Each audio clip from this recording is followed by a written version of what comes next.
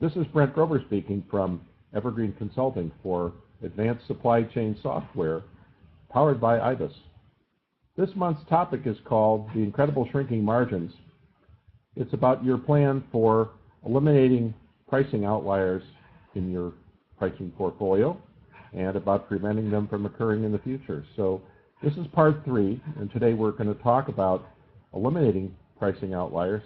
But before we get there, I want to review a little bit from prior conversations. One is a question about your pricing strategy in your distribution business.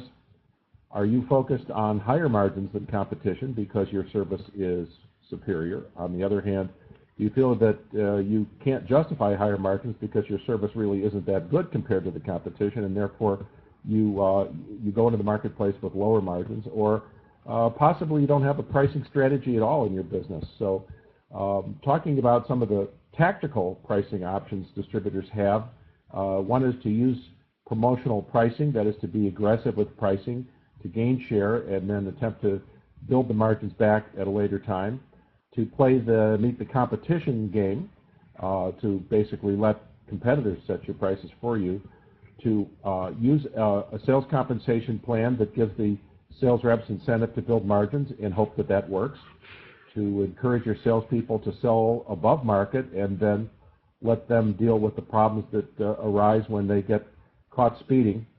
Or perhaps, maybe this sounds academic to you, but to sell at market prices based at the value received by your competition. In other words, by the value received by your customers, but in comparison to competition, to not sell at prices that are either above the market or below the market, but at the market. And how would you go about doing that? So I want to refer to the idea of strategic pricing and some of the promises that are made by consultants in the strategic pricing business, the idea that anybody can raise prices by 2%. And I guess there's some portion of your business where you could definitely raise your prices and not cause any problems. The challenge, though, is getting a price increase, a significant margin increase throughout the business, one that's sustainable and with damage control so that you don't lose profitable business. And also, we would say that's more than just the analytics that are used in the pricing analysis process. It's a change management activity involving the sales force and also the leadership of the company. Now, there are 3 pricing opportunities that we're going to talk about. One of them today, which is the idea of eliminating pricing outliers. And to start with, I'd like to make a statement that through our experience as pricing consultants, that over 90% of the resistance for this type of effort comes from the sales team itself. There's very little pushback from customers, very little or no loss of profitable business. And redesigning your pricing architecture, your pricing practices in your company requires good design, and good design means that that's responsive to customer needs, that you can come up with the right price for a customer quickly, and that your pricing is consistent and it's at market. It's not above, it's not below. The idea here is to find pricing outliers which are out there when we offer below market pricing to our customers, when we make educated guesses because we don't know what the market price is, and sometimes we guess low and we offer pricing which is below market. And we also often offer pricing which is based on anecdotal information, meaning it's not based on factual information. So those are often arise from the relationship we have with customers who give us the proverbial last look when we're pricing.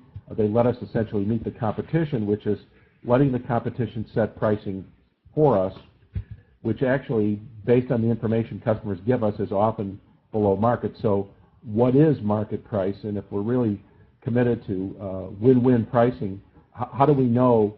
Because we really don't know what others are paying, unlike in the consumer business where information like that can be purchased.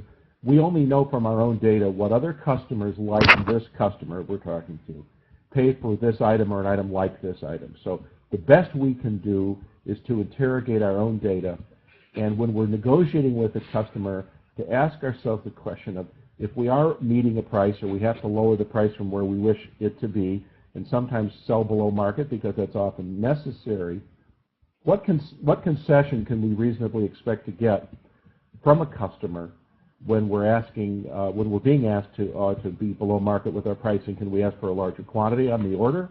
Can we ask for a long-term commitment? Can we potentially sell some other items we're not selling the customer now?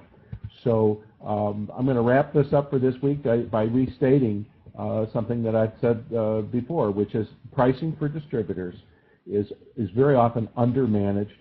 Even in really well-run companies, there's a tendency to delegate too much pricing authority to the sales staff, but without giving them the pricing, the market pricing information they need to come up with the right answers, both for the customers and for the company, for the distributor business. We need to create value for our customers and create commissions for our salespeople, but of course we're always trying to create value, create profits for our business. So the biggest profit improvement opportunities most distributors have are in the area of pricing, and it's also one of the least risky.